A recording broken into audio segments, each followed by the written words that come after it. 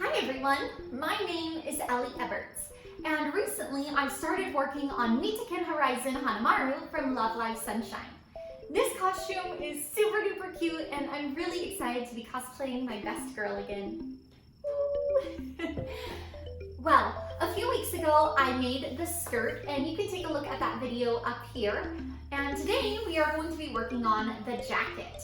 The jacket is such a fun part of this costume. You don't see a lot of long sleeve cropped jackets in idol costumes, but I think they're super duper cute. So I'm gonna have a lot of fun working on this. I hope you'll enjoy as well. So let's get started.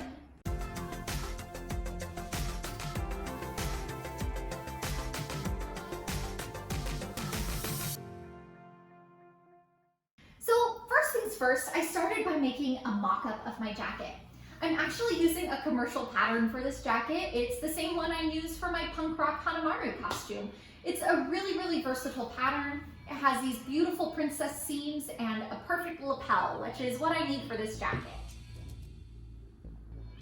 Once I was happy with my jacket, I ripped out all the seams and cut out my fashion materials. Next, I'm going to start by working on the sleeves. The sleeves have this really cool heart-shaped detail. So I'm going to be adding my heart out of holographic spandex. I think that this holographic spandex is really cool, and it's going to add some nice contrast and detail to this costume. Once I have pinned that into place, I'm going to go ahead and zigzag stitch it into place. Now you might notice that I have used a ton of pins on this. This holographic spandex is stretchy and the linen that I'm using for my jacket is not. So if I don't pin it a whole bunch, it's going to warp and not look as nice. Once I'm happy with my heart, I'm going to be adding some really cool white trim. This is some trim that I ordered off of Etsy, and I think it's a really close match to what was used in the live show. So I'm going to trim off the edge of my trim, and then I'm going to finish it with a lighter. This is going to seal the edges so my trim doesn't fray. Now I'm going to mess around with the shape. At the bottom of this heart, there's this little swirly doodad, and I want to see how I can accomplish that with my trim. I simply ended up marking up the swirl with a pin and then stitching my trim on top of it. I'm going to be using a zigzag stitch to attach this trim. Since this trim is so textured, you're not going to notice all the thread going over top of it. So I simply took my time and zigzagged it into place. Putting this trim over the edge of our heart also hides the zigzag that holds our heart in place. So overall, this just makes a very cohesive and clean finish. Now that I have my main heart in place, it's time to add the smaller heart that goes inside. Now I'm going to be using some orange elastic for this heart. While I don't need the stretching properties of the elastic, the color is perfect and so is the size, so I think it'll look awesome on this jacket. Again, I am simply going to zigzag this into place.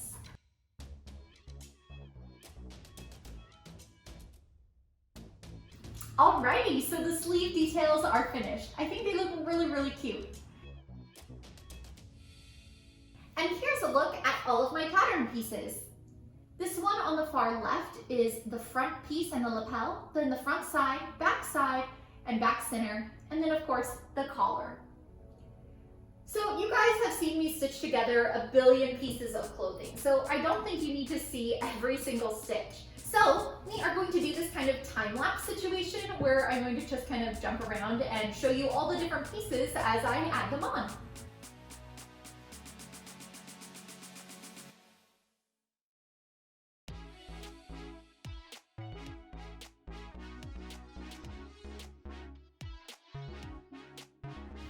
Okay, so here is a look at our fashion layer all stitched together. The way lapels on jackets work is it's actually part of the lining layer that's showing. So as you can see, this is one big piece and then it kind of curves over and creates the lapel. So our orange checkered material is actually a part of our lining. Here's a closer look at the collar. I'll be honest, I don't make a lot of collared jackets or shirts, and every time I do, they give me a lot of hassle. So as you can see, even though I made my mock-up and the collar fit perfectly, I still had to take in about an inch of the collar when I put it on my jacket.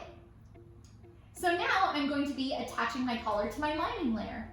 As you can see, I have interfaced my lapel and my collar. So I am simply going to stitch this into place starting from one edge and then going all the way to center back. Now, once I got to center back, you can again see that for some reason my pattern changed sizes, I guess. So I took in that little bit of extra room that was left over on my collar. All right, so here is a peek at the lining layer. Now again, this is the layer that you're actually gonna see the collar on. So that's why it might look a little funky, but it's gonna look great once we put it all together. Okay, so here are the two layers together. It's good to see that they both fit the same, which is awesome. And then as you fold over the lapel and collar, you get that wonderful peek of the bright orange gingham material. It's so cute! All right, so now I'm going to go ahead and attach my sleeves. I have added some ease at the top of my sleeve, which simply means a little bit of gather that'll make it so it'll fit properly into my arm side. And then I'm going to stitch these into place. For my lining layer, I ended up using some more of that orange checkered material, just because I had a whole bunch of it left over, but I didn't have a lot of the yellow linen, so I kind of just used what I had.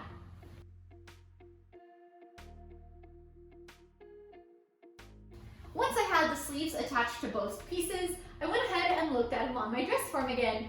This is the lining layer. I know it's a little funky. And then here is a look at our fashion layer. I really love the way that the details on the sleeves came out. I think they look really, really cute. That extra bit of sparkle is super fun. So now comes the moment of truth. I'm going to stitch together my fashion and my lining layer. To do this, I simply put my fashion and lining layer together, right sides touching, and then I stitched around the body of the jacket. So I started at the top of the collar, stitched all the way along the lapel, and then along the body of the jacket and the other side of the lapel until I met again at the top of the collar. However, I did leave around 4 inches open so I could flip my jacket inside out. Once I trimmed off any excess material and clipped my curves, it was time to flip my jacket inside out. Hooray! Okay, so good news, it worked. That's always such a nerve-wracking moment when you first turn something inside out. But it looks like a jacket, so let's iron it and see how it turns out.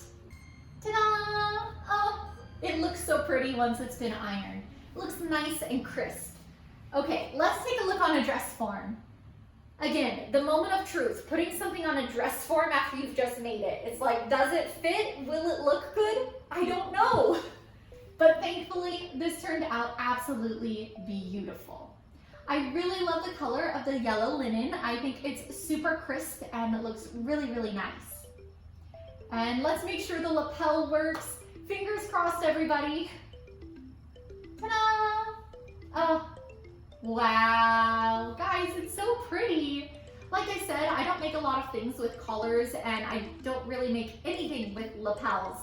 So the fact that this turned out so cute and crisp really makes me happy. So now all that's left is a few details. I'm gonna hand stitch some of our white trim onto my collar and lapel. And then I am also going to create some cuffs and add those to the jacket as well. The cuffs are simply long squares of fabric that I added some trim onto, I lined them, and then attached them to my sleeves. The way you attach a cuff to a jacket is you put the cuff inside the sleeve with the right side of the cuff touching the lining layer of the sleeve. Then you're going to stitch around that opening and flip everything inside out. Once you flip it inside out, your raw edge should be hidden underneath your cuff and your beautiful fashion layer should be showing. Okay, so again, I really like the way this came out. I just think it's so cute. It is different than a lot of things I make. I make a lot of frilly things and like, this is not really frilly, but it is so much fun. Oh my gosh.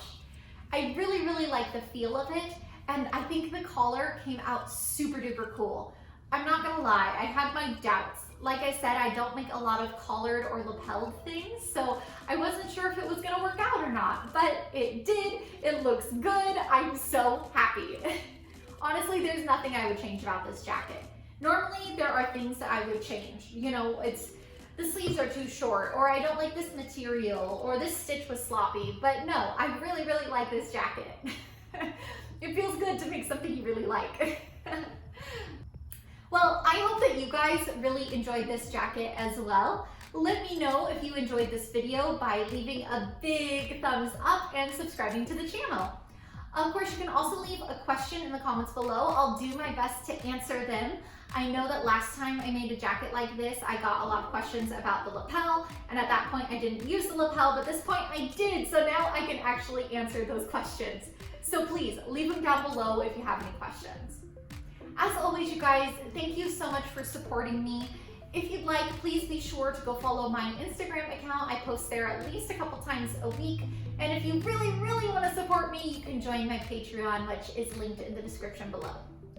Alrighty, you guys. Well, thanks again for watching, and I will see you next time. Until then, be sure to keep sewing, stay positive, and have fun. I'll see you later. Bye. Surah.